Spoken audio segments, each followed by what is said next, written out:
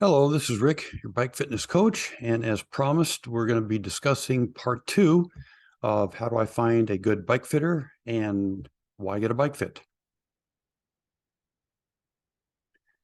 So again, from last time, the caveat is to qualify this, we are every fitter has their own philosophy, their own way of doing a bike fit. And this video is not going to judge or discuss any of their processes, but basically we are here to just enlighten the customer as to what to look for to address the customer's needs, issues, and concerns by the bike fitter.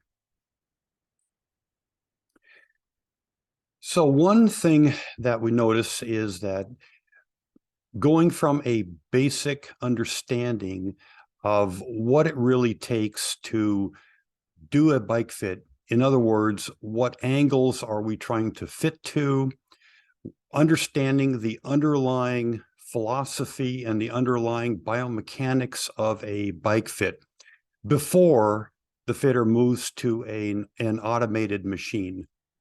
One of my concerns with using an automated machine is, bad data in, bad data out, or in computer programming talk is garbage in, garbage out.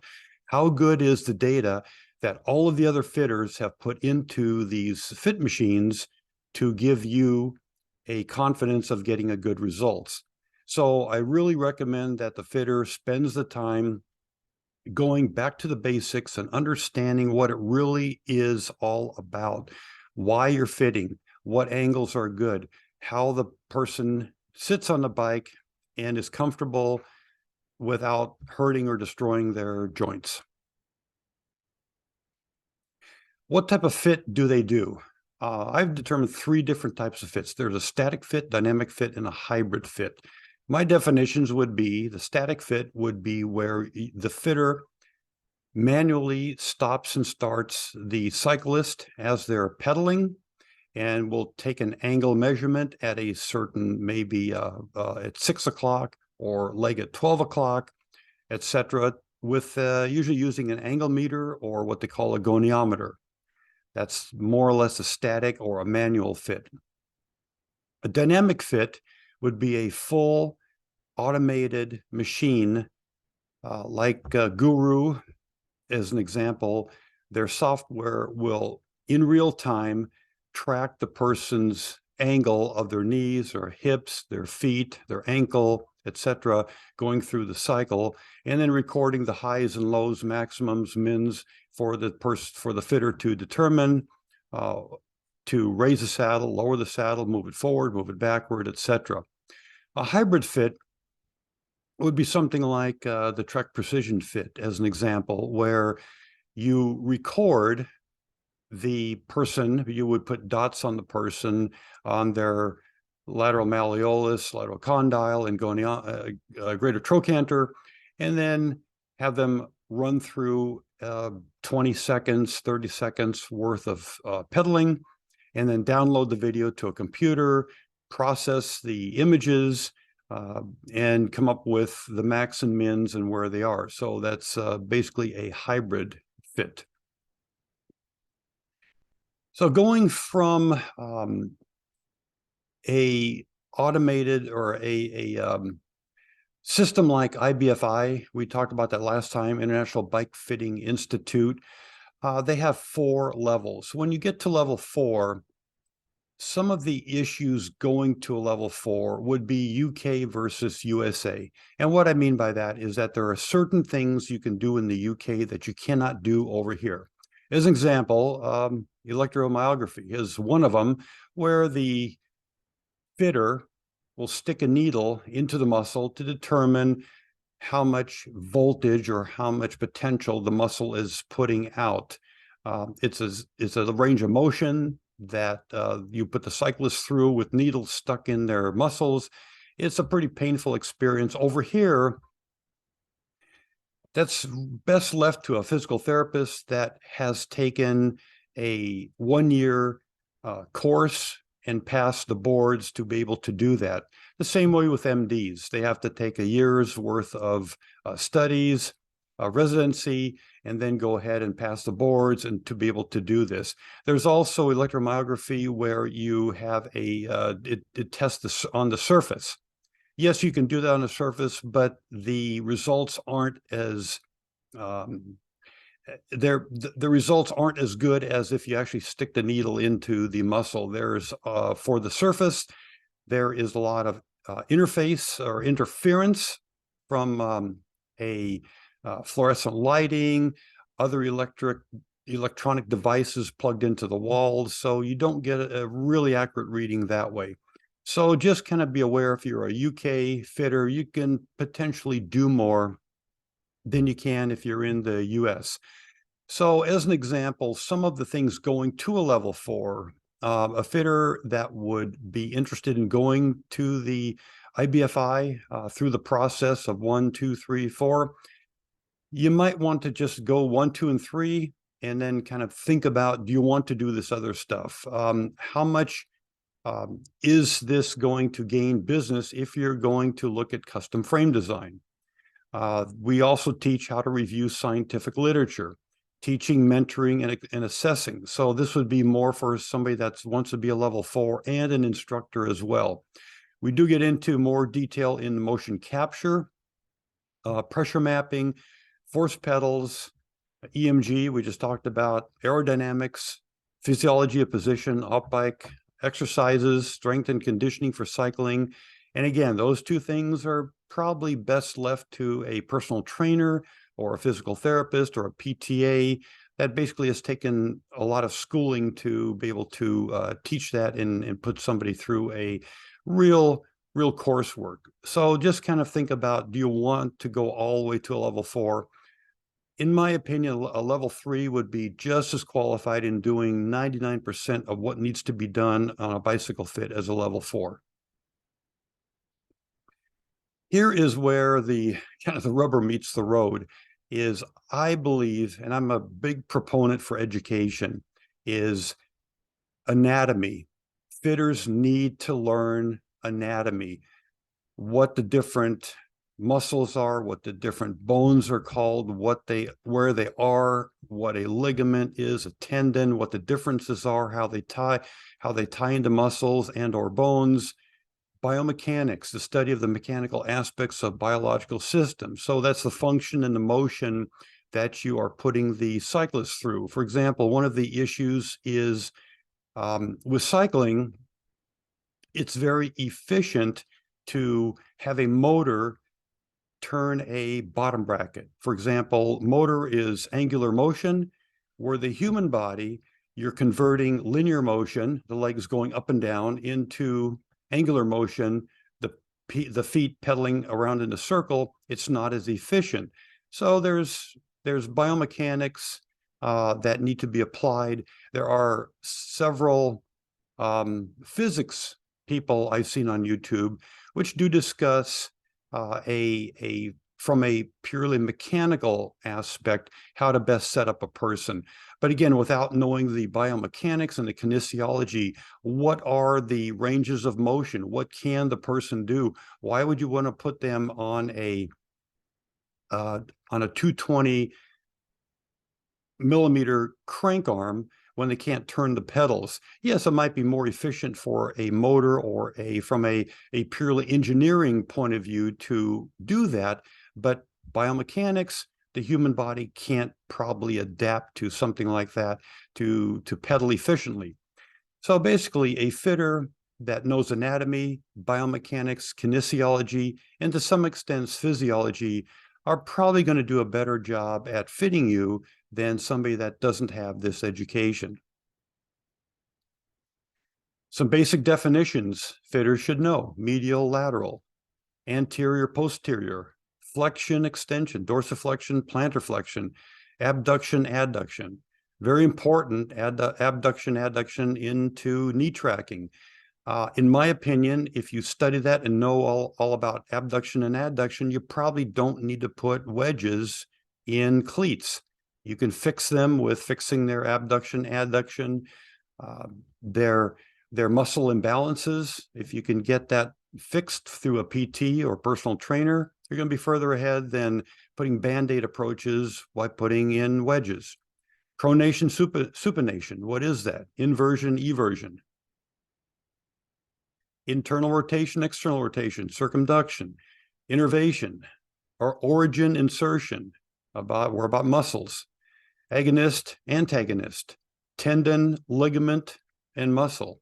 These are basic definitions the fitter should know and know how they fit into actually bike fitting. A few other basic definitions: greater trochanter. What is it? Where is it? What does it do? Why is it important? Lateral condyle, lateral malleolus, tibia, fibula, femur, patella. All it has to do down below is knee health. Sagittal plane, frontal plane, transverse plane, as an example. All basic definitions to ask the fitter.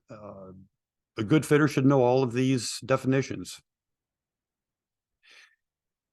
Know how you're riding your bike and where on the bike you're riding it. Determine where is the wear. So, for example, I've seen this type of stuff come in. A lot of this stuff needs to be replaced. Here's an actual cleat from a person that I fit the cleat to those shoes about maybe 2.5 years ago. They finally came back in for a cleat adjustment or new cleats when they were doing a sprint and their foot popped out of the pedal. Well, can you guess why the foot popped out of the pedal running those? Again, those are Shimano blue cleats, if you couldn't tell. How about the shoes over there? They're kind of worn out. Yeah, they're probably worn out. Probably best that the person get a new pair of shoes and then come in and get the cleats adjusted on some new shoes. How about the saddle? Can you tell where this person is riding the bike by looking at the saddle? It looks like they are probably riding a little bit too far forward. The saddle seems to be pushing them more forward than sitting backward where the sit bones would be supporting them. Looks like they're supporting themselves more on the soft tissue, and they would be more than likely coming in and saying, hey, I'm sore down there, I'm numb down there. Take a look. Why is that? Well, one look at the saddle will tell the fitter a lot about how that person's riding the bike. For an example, if you can blow this picture up, a female cyclist came in and said their lower back hurts them. They can't pedal the bike. They're raw down on their sit bones. Their sit bones are always sore. Now, by taking a look at the saddle on the left picture where it's circled and the right picture where it's circled, the saddle was too narrow. Their sit bones were on the very edge of the saddle. So when they were pushing down with their left foot, their left sit bone was popping off the saddle. When they were pushing down with the right foot, the right sit bone was popping off the saddle. So they were just rocking back and forth and back off the saddle, and getting very sore. In fact, they even told me that they can't figure out why their bib shorts were wearing out on the inside of where they were sitting. Well, right there, they were completely rubbing it away.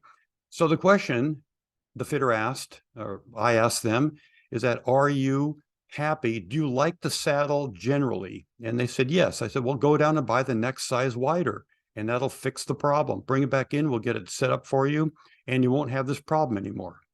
So these are the types the fitter should be looking for when you're changing in the changing room. The fitter should be going over the bike, looking for these types of things to get an idea of where you are and how you're riding the bike.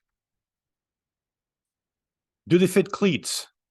You can't believe the number of people that have come in here and said, dude, you're the first person that's ever touched my cleats. I've gotten 5, 6, 7 bike fits before. You're the first person that's actually adjusted them. So this is very important. This is the foundation, in my opinion. The foundation of getting a bike fit is getting the cleats adjusted correctly first. Do they know what max flexion and max extension are? Do you have a 175 crank arm on your bike when you might need a 145? How does the fitter determine your crank arm length? Is it too long? More than likely, it won't be too short. Here's a good example. Here is a bicycle. I found a picture on the internet, Stradelli. It's a 48 centimeter frame. Now, just imagine if you look at where is the big issue with this bicycle setup. Fitters. What type of rider is this person? Person is probably, for 48 centimeters, a very small guy or a female cyclist. If you look at the stem, it's kind of a longer stem. It's slammed, so they're probably a crit racer. A beginning crit racer looks like they have okay wheels. They're using 105, so it's more of a beginner crit racer setup. Look at the cranks. What's going to happen to this person if they pedal through a right or left turn on a crit race? I mean, right now the cranks are almost touching the ground and the bike is sitting straight up and down. What's going to happen if they lean it over 10 degrees or 15 degrees and pedal through the corner? They're going to crash. They're going to pivot on that crank arm and take themselves down and other people. So this is the type of stuff you need to look at when you're fitting the average person. So future discussion, here's another internet picture come off of Springer.com. 155.8 degrees. So it looks like this fitter, as an example, has fit this person so they can reduce the hip flexion while they're riding, and they sacrifice it by putting them probably too high in the saddle. Now that they're starting to reach for the pedal, they have a 19-degree ankling. They're at 155.8 degrees. That's, in my opinion, a little bit high on the high side by about 6, 7, 8 degrees. Looks like it is a 650C wheels on this, so it looks like a smaller frame anyway. So this might be a good future video to discuss some internet photos. It might kind of be fun to go through and figure out where people are and how other people are fitting other people. And that might be a fun future video. But these are the types of things to look for when you're fitting somebody, fitting a customer. So with that, a little short video. And what we're doing is hope that's going to help some of the fitters out there as well as the customers. So that when they go in and see the fitter, they kind of know what to ask about, what to talk to the fitter about, and get a positive experience while you're getting a bike fit, knowing that the fitter knows what they're doing and can meet your needs and goals. With that, hope you enjoyed this little short video. If you did, please leave it a like and subscribe and forward it on to the next person. I appreciate it. Thank you.